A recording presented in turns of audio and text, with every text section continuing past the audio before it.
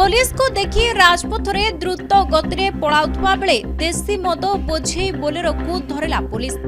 तेबे एक बोलेरो रे देशी मद बोझे बोलेरो आनंदपुर रु इच्छापुर अभिमुखे आसुथुवा नै भद्रक सहरांचल पुलिस खबर पाइथिला। पुलिस को देखि बोलेरो गाड़ीटी 16 नंबर जातीय राजपथ में द्रुत गति में जाउथला। तेबे भद्रक सहरांचल पुलिस रो अन्य एक टीम राजपथ में गाड़ी गुडी को अटकाई राजपथ जाम करथिला।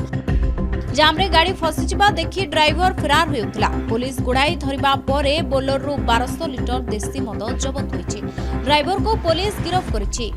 पेट्रोलिंग समय आमको गोटे विशेष सूत्र खबर मिलला जे गोटे बोलेरो गाड़ी जोटा कि केंद्रापदा साइड रु आसुची ता देहरे विपुल परिमाण रे देशी मद आसुअछि बोली अवैध देशी अवैध मद आसुअछि बोली ए खबर पाई आमे तुरंत नाका लगैथिलु एवं एनएच उपरे आमे 2-3 जगह आम ब्लॉकिंग करूँ। आई समय आमर से द्रुत गति पलैया चेष्टा करुवा समय बंद छकर ओवर ब्रिज उपरे आमे बोलेरो गाड़ीटी को डिटेन कर समर्थ होइथिलु एवं ता देहरे गोटे आक्यूज को एप्रिहेंड करूँ ड्राइवर को सी खसी पलैया चेष्टा करुला। आ मध्य 12टी बैग रे प्राय 1200 लिटर देशी मद आमे जबत करूँ।